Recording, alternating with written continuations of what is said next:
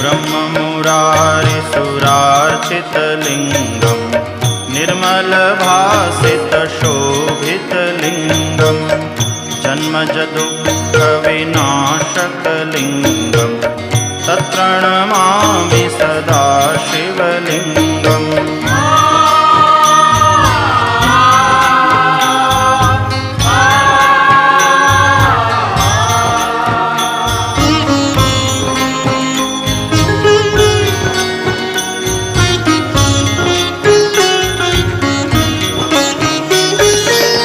देवमुनिप्रवरार्चितलिङ्गं कामदहं करुणाकरलिङ्गं